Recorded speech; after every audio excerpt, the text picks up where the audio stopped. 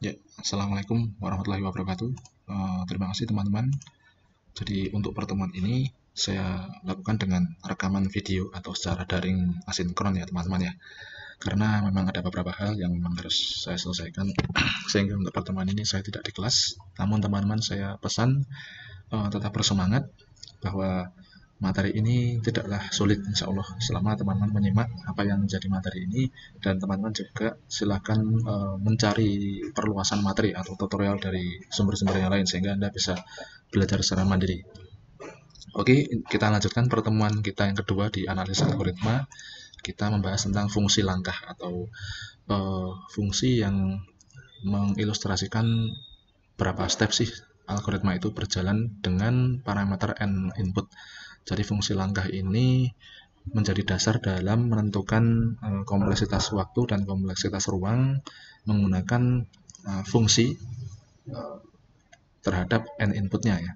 Jadi kompleksitas itu ditentukan oleh seberapa banyak input yang diproses, dan nanti persamaan hasil dari fungsinya itu menentukan dia pertumbuhan prosesnya itu secara linear, apakah secara kuadratik atau 2 pangkat n atau secara logaritmik ya. Dan pada prinsipnya program itu akan mengeksekusi dengan kecepatan pada bagian yang paling rumit. Jadi mengeksekusi dengan kecepatan dari bagian algoritma yang paling kompleks, yang paling rumit. Kalau misalkan algoritma itu punya fungsi langkah misalkan 2n kuadrat min n, berarti kompleksitas waktu yang menjadi penentu kecepatan dalam prosesnya nanti itu adalah n kuadrat ya, atau big O-nya itu adalah n kuadrat. Kita hanya memperdulikan bagian orde atau n yang berpotensi menimbulkan nilai yang sangat besar ketika n itu yang diproses itu dengan jumlah yang besar. Nah, dalam hal ini 2n kuadrat min n itu bagian n kuadratnya adalah yang paling kompleks. Jadi nanti ketika kita ditanya berapa kompleksitas waktunya, maka Anda cukup menyebutkan bagian n yang pangkatnya tertinggi atau bagian yang paling kompleks. Misalkan ada 2n kuadrat plus 2 pangkat n, maka kompleksitasnya adalah 2 pangkat n. Karena 2 pangkat n ini pertumbuhan kompleksitasnya lebih cepat, lebih besar daripada n kuadrat. Bayangkan apabila n yang diproses adalah 1000 data. Ya, antara n kuadrat, jika n-nya itu 1000, maka 1000 kuadrat dibanding dengan 2 pangkat 1000. Tentu bilangannya lebih besar yang 2 pangkat 1000. Sehingga 2 pangkat n ini adalah bagian yang paling kompleks. Maka kecepatan dari program memproses atau menjalankan algoritma itu akan mengikuti bagian yang paling kompleks, yaitu yang 2 pangkat n tadi. Oke, itu intermezzonya ya, untuk introduksinya. Dan materi ini nanti tentang kita memahami dasar-dasar bagaimana sih menghitung fungsi langkah, terutama pada bagian percabangan dan perulangan, kemudian perulangan di dalam perulangan ya. Nah, ini contoh ya, contoh demonstrasi ini ya, proses pengurutan data sorting. Nah, ini ada bubble sorting, selection sorting, quick sorting ya. Nah, kalau ini kan menggunakan program DLP. Pada program DLP itu nanti biasanya ada running time-nya ya, ada running time-nya. Kalau kita menjalankan DLP untuk sorting pada suatu arsitektur komputer yang prosesornya bagus, RAM-nya besar, ya VGA-nya bagus, tentu akan lebih cepat kalau kita menjalankan program yang sama pada platform arsitektur yang lebih speknya lebih rendah ya. Maka yang speknya lebih rendah itu walaupun programnya sama, itu akan memiliki running time yang lebih lambat. Maka dalam compiler, running time itu tidak bisa menjadi patokan kompleksitas waktu ya. Karena itu terikat dengan bagaimana OS-nya, bagaimana bahasa pemrograman yang dipakai, kemudian compilernya bagaimana, arsitektur hardware dan OS-nya bagaimana. Itu setiap komputer berbeda-beda, sehingga running time pada program yang sama dengan berbeda platform itu akan berbeda. Nah, patokan yang menjadi standar dalam menentukan kompleksitas waktu dan space yang tidak terikat dengan arsitektur, compiler, dan bahasa pemrograman tadi itu adalah n input atau berapa banyak masukan yang diproses oleh algoritma itu. Sehingga ketika masukan itu besar, maka akan terasa fungsi dari n input itu mana sih yang paling kompleks sih. Akan terasa dari bentuk atau fungsi yang dibentuk oleh n input tadi berdasarkan mekanisme step algoritmanya itu akan kelihatan apakah kompleksitasnya itu n kuadrat, apakah 2 pangkat n ya, seperti yang kita bicarakan tadi ya.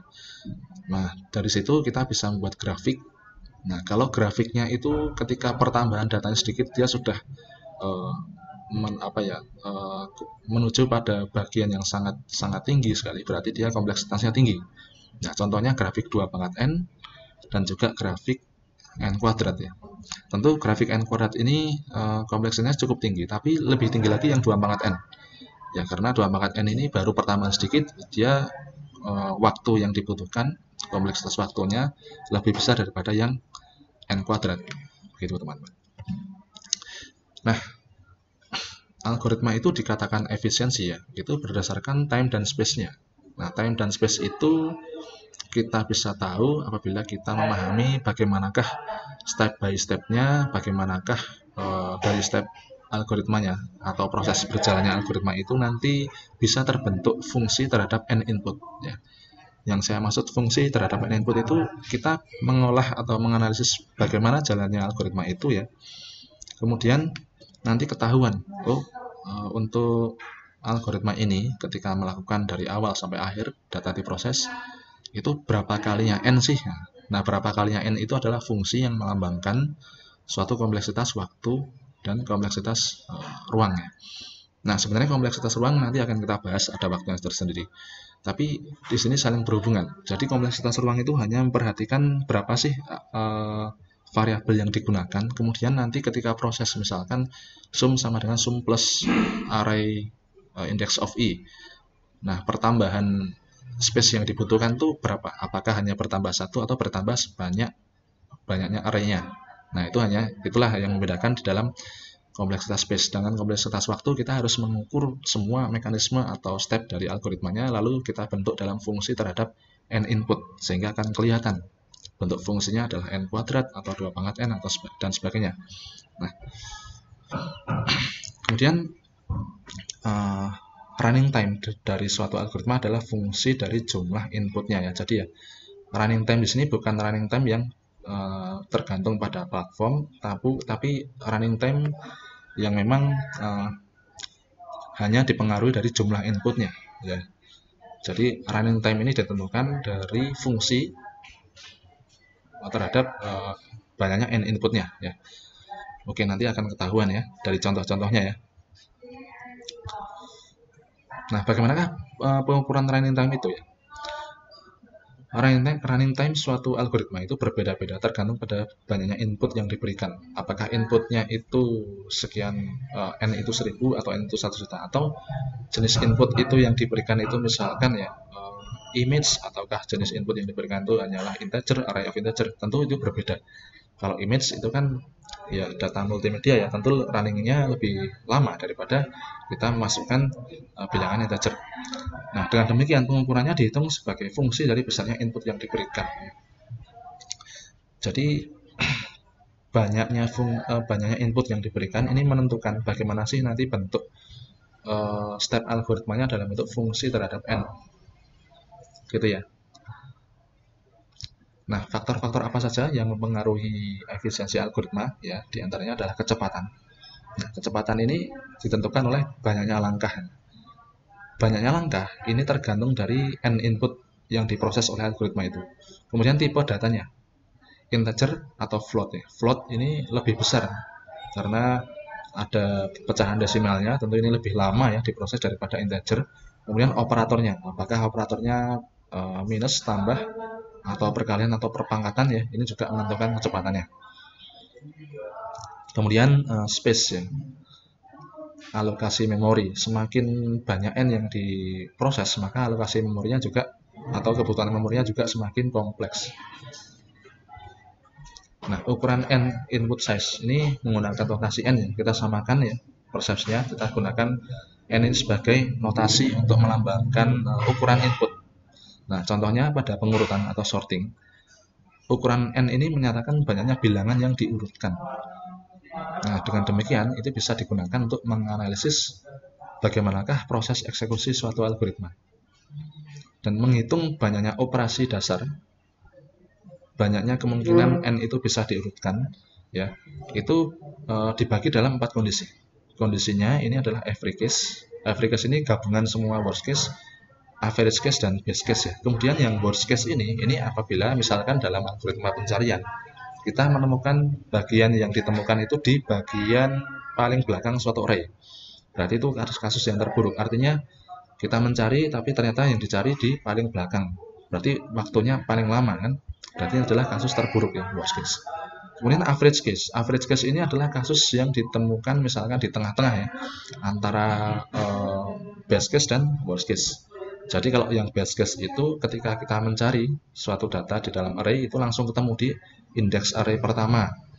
Nah, kalau average case ini di tengah-tengah antara worst case dan ini ya, best case ya, atau di tengah-tengahnya. Jadi ini rata-rata kasus rata-rata yang ketika ketemu itu berapa sih mekanismenya. Maka dalam pencarian itu nanti kompleksitas waktunya kita menghitung semua kemungkinan itu. Every case-nya itu gabungan dari worst case, average, dan best case. Nah, ini berikut beberapa contoh operasi dasar yang biasa digunakan sebagai ukuran kompleksitas suatu algoritma ya. Ya, misalkan algoritma pencarian pada list. Kalau teman-teman kemarin belajar list itu kan record yang saling terhubung dengan pointer atau yang saling terhubung dengan objek dari kelas ya. Objeknya next kalau di Java atau PHP gitu ya. Ini algoritma searching pada list. Jenis inputnya list dengan panjangnya yang muat n elemen. Nah, operasi dasar dalam pencarian itu adalah komparasi ya, perbandingan. Jadi kalau mencari itu kan kita punya data yang dicari, lalu bandingkan dengan data-data di dalam list. Apakah cocok atau enggak? Kalau enggak cocok, berjalan lagi ke indeks list berikutnya, bandingkan lagi yang kita cari dengan yang termuat di indeks kedua. Sama enggak? Berarti ini yang operasi yang disebut komparasi atau perbandingan. Kemudian sorting ya. Sorting pada list, ini jenis inputnya list dengan panjang n elemen, ini juga operasinya komparasi. Karena sorting itu membandingkan apakah data yang kita masukkan atau data yang sedang kita kita perhatikan ini lebih kecil enggak dari data yang di dalam di dalam array. Kalau lebih kecil ditaruh di urutan tertentu atau urutan sebelah kirinya misalnya. Maka itu operasi komparasi dan operasi pertukaran data ya di dalam sorting. Kemudian perkalian dua buah metrik berukuran n kali n, ini adalah operasi dasarnya skalar. Lalu faktorisasi prima ya. Jenis inputnya adalah n integer atau ya n integer, dan operasi dasarnya adalah pembagian skalar karena ini dibagi ya di modulus begitu. Kemudian untuk algoritma evaluasi polinomial, kalau teman-teman dulu ikut metode numerik ada Gauss-Jordan dan sebagainya, itu jenis inputnya adalah polinomial berderajat n dan operasinya perkalian skalar juga. Kemudian tree traversal ini misalkan binary tree, binary search tree ya, ini operasi dasarnya visiting atau traversal node ya. Nah, dari operasi-operasi dasar nanti tujuannya apa sih? Supaya kita bisa tahu banyaknya langkah ya dalam menjalankan algoritma dari awal sampai terakhir. Nah, banyaknya langkah dalam satu algoritma ini dinyatakan dengan banyaknya operasi aritmetika dan logika yang dilakukan. Operasi logika itu seperti A lebih besar dari B lebih kecil dari A, atau A sama dengan B, itu logika. Kalau aritmetika itu yang pipolondo itu ya, ping, poro, lan, sudo, atau pangkat atau algoritma ya. Nah, dengan demikian ini tergantung pada statement dan jenis algoritmanya. Jadi statement yang ada di dalam algoritma itu bagaimana ya, kemudian jenis algoritma yang digunakan apakah sekuensial, misalkan algoritma sekuensial itu ya algoritma yang satu demi satu berjalan ya, tidak ada percabangannya. Misalkan algoritma satu selesai satu line, kemudian algoritma dua line berikutnya tidak ada tidak ada semacam percabangan atau perulangan. Kemudian kalau branching ini ada if-nya, ada switch case-nya ya, percabangan. Kemudian looping ini perulangan. Jadi dalam algoritma itu ada perulangan. Misalkan for, do while atau repeat until atau go to label atau misalkan ya perulangan ya. Lalu ada juga pemanggilan fungsi ya. Ini bisa dengan memanggil prosedur atau memanggil fungsi. Contohnya rekursif atau pemanggilan fungsi. Kalau rekursif dia memanggil fungsi berkali-kali. Jadi rekursif ini algoritma yang patut diwaspadai, karena dalam membuat rekursif tidak gampang. Kita harus menentukan kondisi bagaimana rekursif itu bisa berhenti sehingga nanti racun sampai dengan racun pada fungsi pemanggil yang paling luar. Kalau kita misalkan memasukkan suatu masukan dalam rekursif tapi ternyata kita lupa menyiapkan kondisi berhenti supaya rekursifnya bisa racun, maka itu akan terjadi hang ya, akan terjadi redundansi, cyclic redundancy, pemanggilan yang terus menerus tapi nggak berhenti. Nah ini repot, biasanya ini dihindari ya rekursif itu ya. Biasanya kita lebih banyak menggunakan perulangan, tapi ada juga dengan rekursif ini lebih efisien algoritmanya. Contohnya algoritma pada quicksort. Quicksort itu kan ada perulangannya, ada pemanggilan quicksort pada setiap bagian data yang mau diurutkan. Nah itu ada rekursifnya. Ternyata itu adalah algoritma sorting yang paling cepat. Oke, nah ini contoh sekuensial seperti ini teman-teman. Misalkan ini X sama dengan A plus B, ini satu operasi ya, operasi penjumlahan A plus B, atau assignment X dengan nilai A plus B, kemudian ini N di assignment dengan masukan dari E kali Y, ini satu operasi. Ini sebenarnya juga satu operasi teman-teman, ini keliru ya. Ini kita ralat, ini satu op, ini juga satu op. Jadi operasi perbandingan A dengan B, kalau tidak diikuti dengan misalkan while A less than B, N misalkan C equal to D misalkan, berarti itu ada dua perbandingan, itu dua, tapi ini kan satu perbandingan A banding B, apakah A lebih kecil dari B, ini satu operasi. Kemudian ini Z sama dengan 3, ini assignment Z terhadap assignment Z dengan nilai 3, ini satu operasi juga, harusnya satu ya teman-teman ya, ini nanti diganti ya, atau minimal Anda ingat ini bukan 0, ini 1. Nah ini contoh untuk operasi branch, untuk percabangan menggunakan if. Nah misalkan if ini baca kondisi, lalu then statement 1 dan else statement kedua. Bisa juga di sini setelah then ada blok ini semikolon, statementnya lebih dari 1 bisa. Kemudian else juga ada blok statementnya lebih dari 1 bisa. Maka dalam menentukan banyaknya statement dalam branching atau algoritma yang mengandung percabangan ini, ya ini ditentukan dengan pada saat if ini ada then, dia berapa statement, kemudian else berapa statement. Kita menentukan berapa sih banyaknya statement di dalam if itu dengan maksimum ya. Maksimum antara jumlah statement dari setelah then dengan banyaknya statement di dalam blok else, itu mana yang terbanyak. Jadi kita cari yang maksimum ya. Kemudian baru ditambahkan dengan banyaknya kondisi yang dibaca pada if-nya. Nah, itu baru setelah itu dijumlahkan sehingga kita bisa punya waktu tempuh atau fungsi langkah dari sub algoritma if ini ya, satu algoritma if ini. Ini cuma contoh aja ya. Jika n kondisi sama dengan waktu tempuh, ini ada 2 op. Misalkan di sini jika n kondisi sama dengan waktu tempuh dan, ini harusnya dan ya.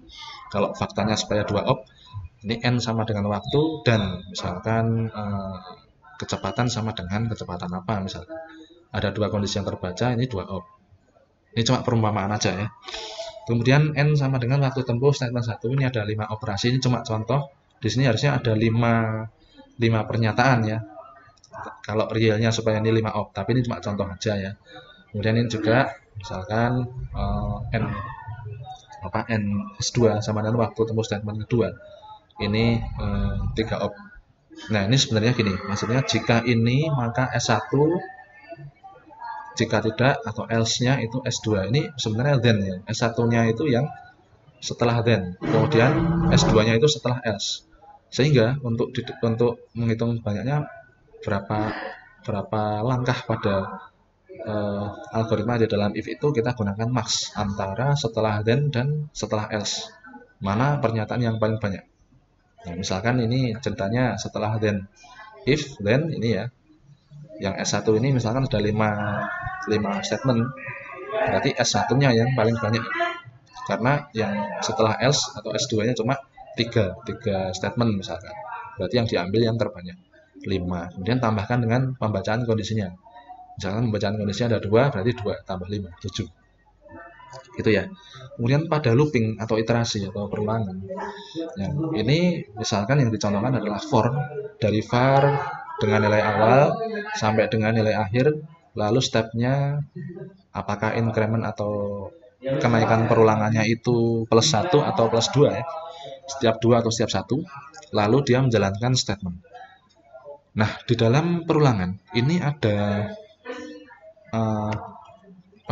banyaknya langkah algoritmanya dihitung dengan cara seperti ini ya. Kita harus memperhatikan apakah statement var di dalam perulangan itu tergantung dengan nilai di var atau tidak ya. Kalau statement dalam perulangan itu tidak bergantung pada var, maka statement itu diulang sebanyak perulangannya dari indeks awal sampai indeks akhir perulangannya ya. Nah, tapi kalau misalkan dalam perulangannya nanti stepnya itu tidak 1, tapi ada 2, ada 5 ya. Berarti kita gunakan rumus seperti ini ya. Ini berlaku untuk yang perulangan dengan statement yang tidak tergantung, tidak terikat dengan var ya. Misalkan for i1 to 10 print selamat datang. Jadi selamat datang kan nggak ada keterkaitannya dengan variabel di dalam perulangannya kan, variabel i.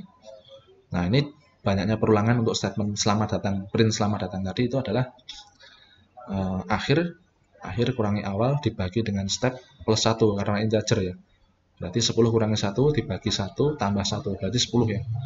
Oke, kita sepakati aja kalau untuk perulangannya menggunakan integer ya cukup dihitung aja dari nilai akhir kurangi nilai awal tambah 1 kalau dia stepnya 1. Kalau stepnya lebih dari 1 dibagi stepnya dulu lalu tambah 1. Oke, ini untuk perulangan yang pernyataannya tidak terikat dengan var untuk indeks perulangannya. Nah, ini misalkan waktu tempuh suatu statement tersebut adalah TS atau time of statement, itu TS, maka waktu tempuh statement tersebut di dalam perulangan itu kita lambangkan dengan T kecil kali TS ya. Jadi T kecil ini adalah banyaknya langkah dalam perulangan tersebut, kemudian dikalikan dengan statement yang diulang di dalam perulangan itu. Nah, statement di dalam perulangan tersebut itu kan TS. TS itu dijalankan sebanyak T kecil. T kecil adalah waktu perulangannya, waktu tempuh perulangannya ya, atau banyaknya langkah dari perulangannya yang mengulang TS itu. Nah, waktu tempuh untuk kontrol perulangan itu sendiri atau pengecekan kondisi pada setiap perulangan sendiri itu adalah T kali 1. Ya, jadi setiap kali melakukan perulangan, misalkan for i sama dengan 1, lalu print selamat datang. Itu kan bertambah lagi kan, i plus plus misalnya. Lalu cek lagi, apakah i-nya masih lebih kecil dari 10? Oh iya, i lebih kecil dari 10. Lakukan print selamat datang lagi. Setiap kali perulangan berarti kalau kita lihat itu ada pembacaan kondisi, ada pengeprintan dengan nilai selamat datang tadi. Nah, pembacaan kondisi tadi itulah yang waktu tempuh untuk control loop-nya atau T kali 1 ini ya. Sehingga waktu tempuh untuk control loop tersebut ini adalah T kecil kali TS. TS ini adalah per time of statement atau waktu tempuh statement dalam perulangan ya, ditambah dengan T1 yang di sini ini adalah waktu tempuh untuk control loop, pengecekan kondisi dalam setiap perulangan tadi. Sehingga kalau kita lambangkan dengan distributifnya ini adalah T kecil kali TS plus 1 ya. Jadi plus 1-nya ini untuk menampung plus T. T tadi adalah pembacaan kondisi pada setiap perulangan ya. Oke, ini contohnya ya teman-teman ya. For i dari 2 sampai 30, kenaikannya 5, berarti 2, 7, 12, 17 sampai 30 ya. Nah, ini mengulang 2 blok pernyataan ya, yaitu X sama dengan X plus 1 atau Y sama dengan X plus Y. Berarti ada 2 statement ya di dalam perulangan, maka kita sebut banyaknya langkah dalam perulangan for i ini adalah 2 atau TS-nya 2.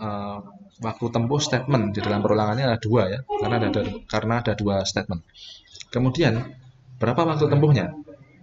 Nah, waktu tempuhnya, teman-teman, kita gunakan rumus tadi, T kecil tadi, akhir kurangi awal dibagi step. 30 kurangi 2, itu 28 dibagi 5. Itu kan 5 ya, teman-teman. Karena integer tambah 1. 5 tambah 1, 6 ya. Sehingga kita punya T kecil itu 6. TS-nya itu 2. 6 kali 2 ditambah 1. Tambah 1 itu sebenarnya 6 kali 2 tambah 6. 6 yang di sini itu adalah waktu tempuh pengecekan kondisi. Pengecekan kondisi dari setiap dia ngecek i sama dengan 2, i sama dengan 7, I sama dengan 12, I sama dengan 17, sampai I sama dengan 30. Ini ada 6 kali ya. Sehingga kita punya waktu tempuh untuk ini ya, for I dengan 2 statement ini adalah 18 ya. Kemudian di sini kita punya N sama dengan 20 teman-teman. Kita punya N sama dengan 20, for I dari 2 sampai dengan 2 kali N, kenaikannya 5 atau div-nya 5, stepnya step iterasinya itu 5 bertambah 5 ya. Berarti dari ini 2 sampai dengan 2 kali 20. Oke, berapa lama waktu tempuhnya? Berarti 2 sampai 40 ya. 40 dikurangi 2 dibagi 5. 38 dibagi 5 itu kan berapa? 7 ya. Ketemunya 35, tapi tambah 1 karena ini integer ya. Berarti 7 tambah 1, 8 ya. Waktu tempuh untuk perulangan ini dengan step 5 adalah 8. Maka ini T kecil 8, kemudian TS-nya, statementnya ada 2, berarti TS-nya 2 tambah 1. 8 kali 2 tambah 1, 24. Tapi ingat di sini, ketika perulangan itu di sini ada 2 kali N. Ini kan satu statement juga nih. Berarti waktu tempuh untuk perkaliannya ya, dihitung juga 2 kali N. Ya. T untuk 2 kali N-nya 1. Berarti waktu tempuh totalnya untuk statement ini, algoritma kecil ini adalah 24 tambah 1. Satunya untuk perkalian yang 2 kali N. Ya. Nah, bagaimana dengan ini? Nah, kalau dengan ini kita hitung bagian yang terdalam di dalam perulangan itu ada percabangan ya. Kita hitung dulu percabangannya. Nih, if X lebih besar atau sama dengan 1, ini pembacaan 1 kali kondisi ya. Ini harusnya 1 op di sini. 1 op, ini ada yang keliru, ada yang kurang ya. 1 op, kemudian setelah dan itu ada 2 operasi, setelah else ada 1 operasi. Mana yang paling maksimum antara pernyataan setelah dan pernyataan setelah else? Maksimumnya adalah 2 ya. 2, kemudian di sini pembacaan kondisi if-nya 1, statement X sama dengan X plus 1 itu 1, berarti kita punya 4 ya. 1, 1, 1, 1, 1, 2, 3, 4 ya, 4. Nah, 4 itu menjadi TS di dalam for I ya. Nah, kita tinggal hitung T kecil ya, karena for I ini berapa? Berarti T kecil karena for I ini adalah 10 kurangi 1, dibagi 1 tambah 1 berarti 10 kan? Berarti 10 dikalikan dengan TS-nya tadi 4 ditambah 1. Berarti 50. Ini T-nya 50 ya. TN bukan TN. T-nya 50, tidak ada N-nya. Karena apa? Di sini tidak Tu-nya tidak sampai dengan N. Tu-nya eksak ya. Bilangannya 10 begitu. N datanya 10. Nah, bagaimana dengan ini, teman-teman? Nah, ini perulangan di dalam perulangan. Kita hitung dulu di sini. Nah, for J ini kan kalau kita perhatikan di sini X ya, di dalam for J itu adalah X sama dengan X plus Y. Tidak ada yang terikat dengan variabel J, variabel I ya. Ini adalah statement yang tidak terikat dengan var. Kita gunakan aja rumus T kali TS plus 1. Di sini pakai T kali TS plus 1 yang pertama, itu menjadi TS ya, menjadi TS. Kemudian di sini kita hitung T-nya I kalikan dengan TS yang di sini.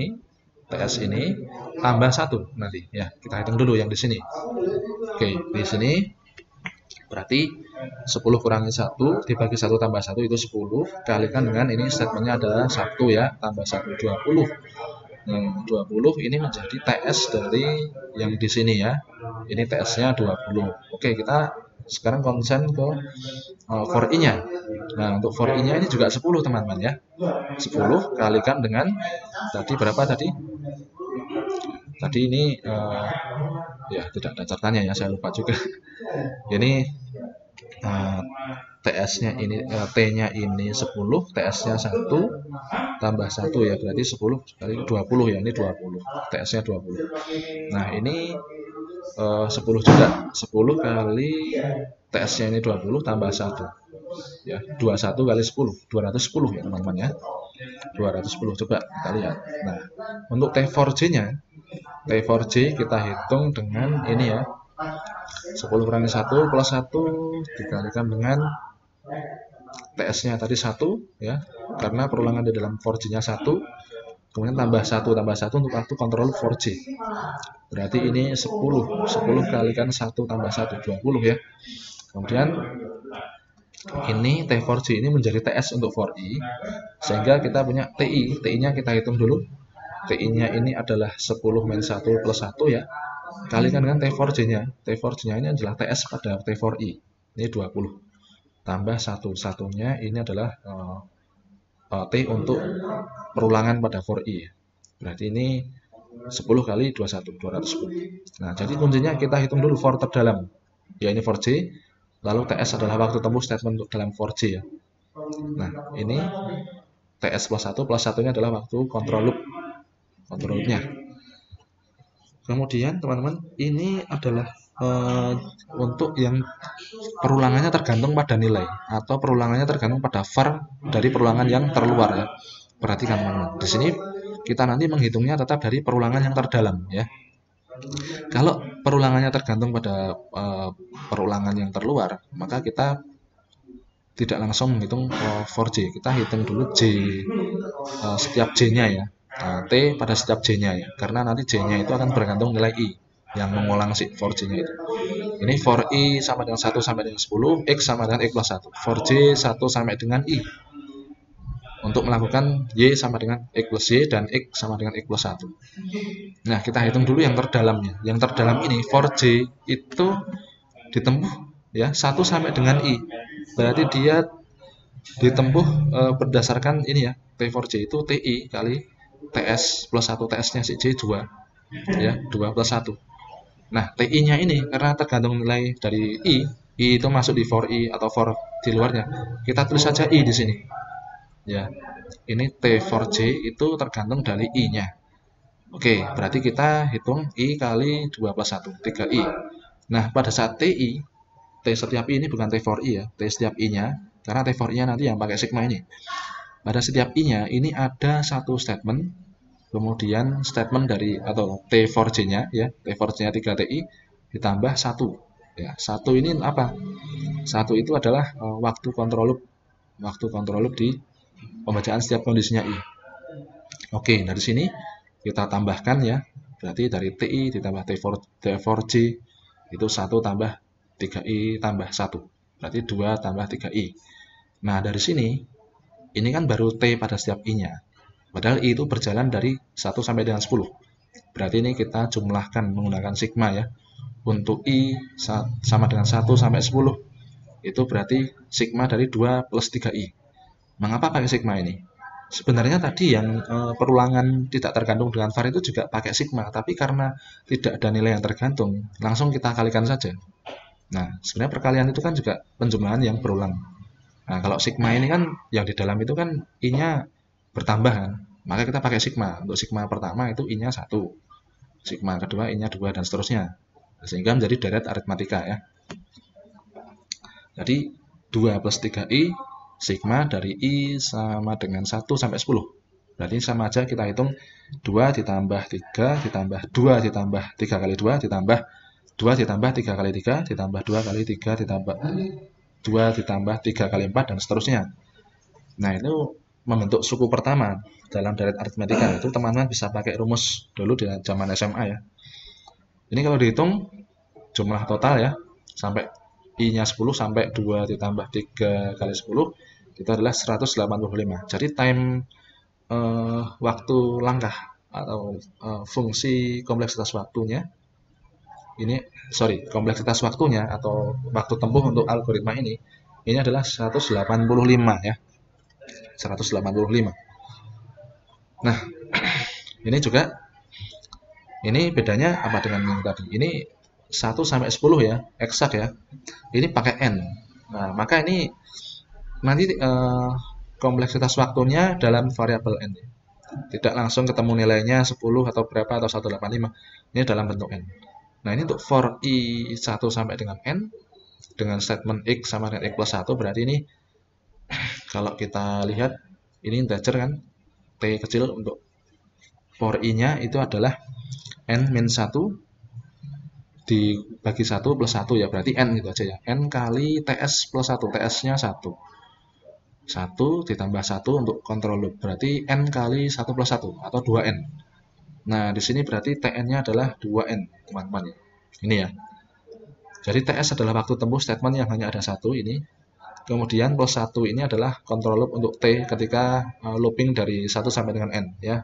Setiap kali X tambah 1 kan dia ngecek kondisinya, apakah I-nya masih lebih kecil daripada N ya. Apakah I-nya masih lebih kecil atau sama dengan N gitu ya. Nah, sehingga ini T atau fungsi langkah dari algoritma kecil ini, ya, ini kita rumuskan dalam n karena tidak ada bilangan eksaknya ya, sampai dengan berapa gitu. Maka ini n kali 1 plus 1 atau 2n. Nah, di sini ketahuan teman-teman, kompleksitas waktu dari algoritma ini, algoritma potongan algoritma kecil ini adalah 2 kali n. Nah, n-nya kan pangkat 1. Kalau teman-teman masih ingat pelajaran gradien, misalkan kita punya grafik gitu ya. N itu banyaknya input yang di bawah, kemudian waktu itu ya sumbu Y, sejajar dengan sumbu Y-nya ya. Maka semakin besar N, pertambahan Y-nya itu secara linear ya. Secara linear, seperti garis lurus miring aja, seperti gradien. Seperti gradien. Jadi ini masih aman algoritma yang dengan order n-nya 1 ya. Untuk n besar dia tetap nggak lama untuk diproses ya. Nah, untuk kalau kita misalkan sudah menghitung suatu banyaknya langkah algoritma, kita temukan rumus kompleksitas waktu dalam n seperti ini, atau waktu tempuh dalam variabel n ini, kita bisa menemukan kompleksitas waktunya. Nah, berapa kompleksitas waktunya ini? Ya ini 2n ini. Kalau ditanya big O-nya berapa? Big O itu O dalam kurung n pangkat 1. Ya, karena berapapun n-nya itu sebesar apapun pertambahannya, maka grafik pertambahan waktunya juga hanya bertambah secara linear ya. Tidak kuadratik, tidak kipik, tidak asimtot ya. Secara linear. Ini masih aman. Algoritma dengan kompleksitas n pangkat 1 ini masih aman ya. Nah, kemudian ini bagaimana kalau seperti ini? Ya, ini ada 2 for. Biasanya 2 for itu n kuadrat ya. Pertumbuhan semakin besar n-nya, maka kompleksitasnya bertumbuh dengan sebesar n kuadrat ya. Nah, ini untuk for i dari 1 sampai dengan n. Statementnya x sama dengan x plus 1, kemudian for j itu sama dengan 1 sampai dengan n. Statement yang diulang for j itu y sama dengan x plus y. Maka berapakah t dalam variabel n? Ini dalam variabel n karena batas perulangannya cuma n gini ya. Kalau tadi kan 1 sampai 10 ketahuan, t-nya nggak pakai dalam kurung n karena langsung bilangan hasilnya. Tapi ini n. Nah, ini yang menentukan apakah n kuadrat, apakah n kubik, apakah 2 pangkat n, dan seterusnya. Nah, ini kita hitung dengan cara yang tadi, teman-teman. Ya. Untuk T for J, jadi menghitung ini dari perulangan yang terdalam dulu. Kalau di sini percabangan, kita hitung percabangannya dulu, lalu naik ke atas, ya, stepnya berapa. Kemudian itu menjadi TS, lalu kita gunakan rumus T kali TS plus 1. T kali dalam kurung TS plus 1 ya. Nah, seperti ini. T for J-nya, ini 1 sampai dengan N, berarti ini N ya. Kemudian karena for J-nya itu hanya satu statement, berarti TS-nya 1 ditambah 1. Ya.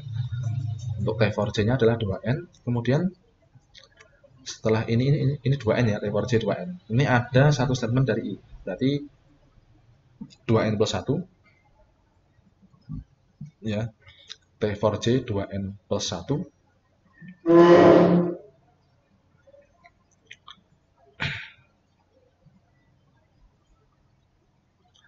Ya. Plus 1 lagi, ini ada yang salah, ini kurang saya. Jadi ini untuk T for I.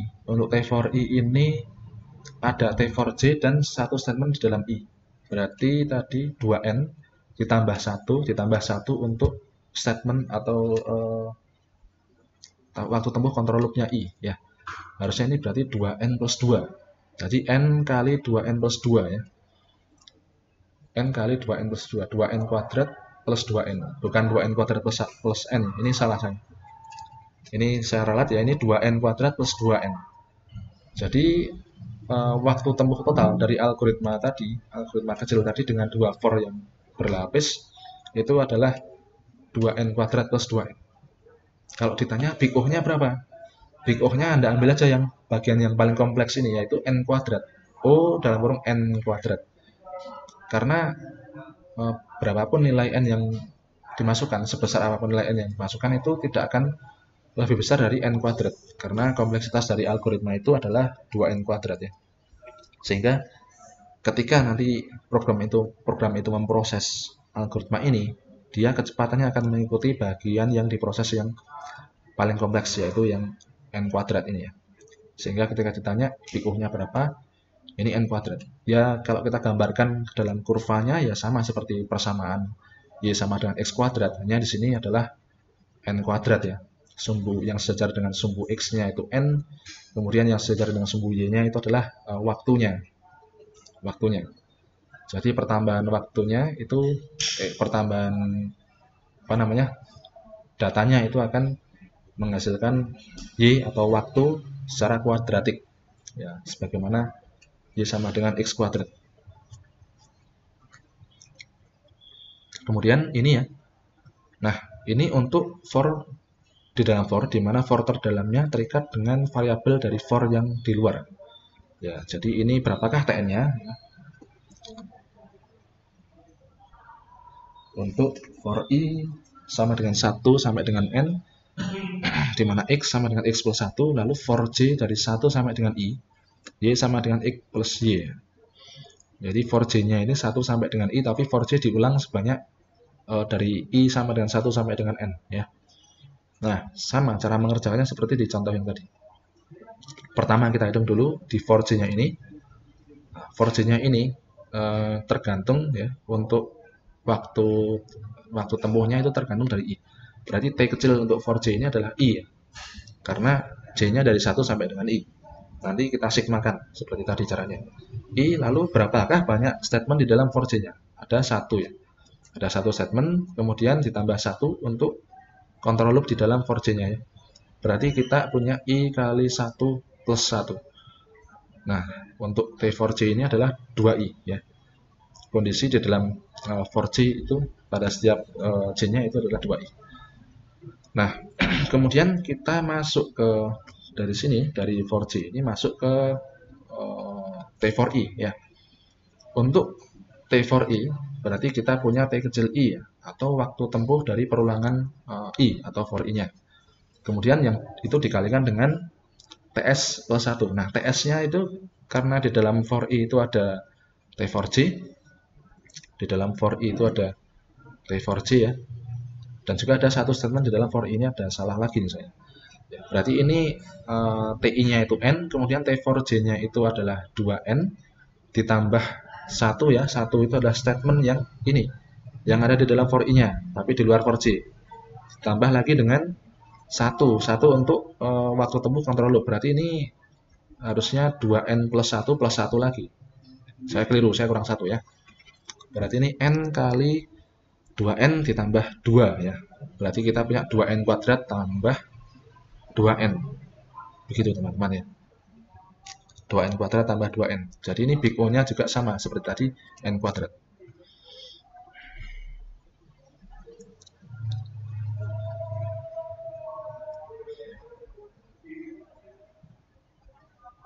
Oke, ini mengulang yang tadi. Oke, saya ralat. Nah, untuk soal yang ini, yang nomor 7 ini, tadi oke, t for j-nya ini ya.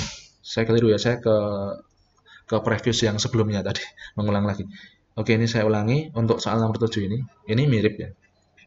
Ada kemiripan, cuman beda banyaknya statement. Oke, kita ulangi aja. Nah, t for j ini dari i kalikan dengan satu statement ditambah dengan 1 ya. Untuk t for j-nya adalah 2i, kemudian di sini untuk ti-nya, nah di dalam ti ini ada satu statement yaitu x plus 1 ditambah dengan t for j tambah 1. Tambah satunya adalah untuk control loop-nya, waktu tempuh control loop-nya ini ya, jadinya tsi. TSI-nya adalah 1 ya, yang ini TSI ya. TSI ini, kemudian t for j-nya itu 2i, lalu 1 ini untuk control looping. Control loop dari TI-nya. Maka kita punya untuk TI-nya, T pada setiap I-nya adalah 2 plus 2I. Nah, waktu totalnya ini adalah T for I. Mengapa kita cukup menghitung T for I-nya? Karena T for I mencakup perulangan untuk T for J. J-nya tadi kan terikat dari 1 sampai dengan I. Berarti kita cukup mengulang mendapatkan T for J-nya itu dari T for I. Nah, sigma di I itu nanti akan memberikan hasil dari banyaknya perulangan di T4J-nya. Oke, langsung saja kita hitung seperti contoh tadi. Berarti kita menghitung T totalnya cukup menghitung dari T4I-nya ya. Karena tadi TJ-nya sudah kita hitung dari I kali TS plus 1. J-nya, 4J-nya mengikuti I. Berarti kita sekarang menghitung T totalnya adalah sigma dari I sama dengan 1 sampai dengan N untuk 2 plus 2I. Ya. 2 plus 2I ini dijumlahkan ketika I-nya 1 sampai dengan I-nya N. Berarti 2 ditambah 2 kali 1 ditambah 2 ditambah 2 kali 2 ditambah 2 ditambah 2 kali 3 sampai dengan ditambahkan dengan 2 ditambah 2 kali N. Begitu ya. Berarti ini kan direct aritmetika. Nah, seperti ini teman-teman. Ini kalau kita gunakan rumus jumlah banyaknya deret sampai dengan N. Ini dengan cara N dibagi 2 dikalikan 2 dikali suku pertama ditambahkan dengan N-1 dibagi selisihnya ya. Dikalikan selisihnya. Dikalikan selisih deretnya. Sehingga kita punya N per 2 dikalikan dengan 2 kali 4 karena 2 ditambah 2 kali 1 itu 4 ya suku pertamanya ya. 2 kali 4 ditambahkan dengan N-1 kali 2. Berarti kita punya N per 2 kalikan dengan 2N plus 6 ya di sini ya. N per 2 ini kan 8 ditambah 2N min 2, oh ya 2N plus 6. N per 2 kalikan 2N plus 6 sehingga menjadi N kali N plus 3 atau N kuadrat plus 3N. Jadi dari algoritma ini yang kecil ini kompleksitas waktunya adalah N kuadrat plus 3N atau big O-nya N kuadrat. Jadi kalau kita gambarkan sumbu ya, yang atas itu adalah waktu, yang sejajar dengan sumbu Y itu adalah waktu, kemudian yang sejajar dengan sumbu X itu adalah N, maka nanti bentuknya kuadratik ya, N kuadrat plus 3N. Plus 3-nya nggak begitu masalah, tapi yang menjadi perhatian kita cukup N kuadratnya, karena itu bagian yang paling kompleks. Sehingga big O-nya itu adalah N kuadrat. Nah, seperti itu ya teman-teman ya. Ini ya, misalkan fungsi langkahnya atau fungsi dari algoritmanya itu yang paling kompleks ya, misalkan persamaan Tn-nya itu yang dihasilkan itu N ya, maka ini masih aman, masih bisa diproses meskipun N-nya bertambah sampai 1 juta. Itu ya.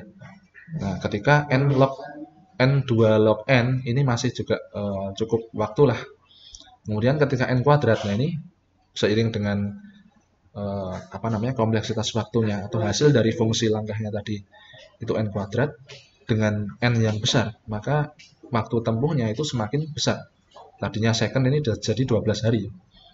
Nah, untuk yang fungsi langkah dari algoritmanya itu menghasilkan N pangkat 3. Nah, ini lebih besar lagi ya. Ketika N data itu diproses, dia akan diproses selama 31.710 tahun. Nah, ini lain lagi, ini lebih besar lagi, 1,5 pangkat N, 2 pangkat N, ini lama sekali ya. Bayangkan kalau N kuadrat itu misalkan N-nya 1000 kuadrat dengan 2 pangkat 1000. Kalau 2 pangkat 1000, nolnya udah berapa itu? Berarti itu waktu tempuhnya sangat lama, kompleksitasnya besar sekali ya. Apalagi yang fungsi yang fungsi langkahnya, apalagi algoritma dengan fungsi langkah atau TN-nya yang ada N faktorialnya, ini lama sekali ini ya.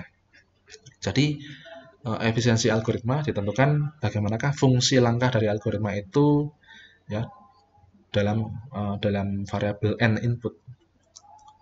Apakah N kuadrat, apakah 2 pangkat N, apakah N faktorial. Ya. Semakin ke kanan ya, misalkan dari N pangkat 3 2 pangkat N faktorial semakin kompleks sekali. Oke teman-teman, demikian pertemuan kita yang membahas tentang fungsi langkah ya. Jadi intinya kita mengecek bagaimanakah jalannya algoritma itu, kemudian untuk N input atau untuk perulangan sampai dengan N, hasil daripada banyaknya langkah algoritma itu berapa kalinya N sih kalau dinotasikan dalam fungsi N. Nah, itu yang menjadi dasar kita menyimpulkan kompleksitasnya apakah N kuadrat, apakah N, apakah 2 pangkat N. Jadi kita bermula dari menghitung. Dan supaya kita bisa menghitung itu, kita gunakan cara-cara dasar ya untuk perhitungan tadi. Ketika dalam percabangan, ketika sekuensial, ketika loop di dalam loop, ketika loop yang tergantung variabelnya dengan variabel pada loop yang terluar. Ini teman-teman harus mencoba ya, mengulang lagi ya. Baik teman-teman, terima kasih atas perhatiannya. Semoga kuliah yang secara daring asinkron ini dapat teman-teman simak, teman-teman ulang lagi, dan jangan lupa teman-teman juga saya rasa perlu memperluas materi ya, tidak hanya dari apa yang saya ajarkan, tapi carilah dari sumber-sumber yang lain yang bisa membuat Anda semakin paham. Baik, terima kasih atas perhatiannya. Salam sejahtera. Assalamualaikum warahmatullahi wabarakatuh.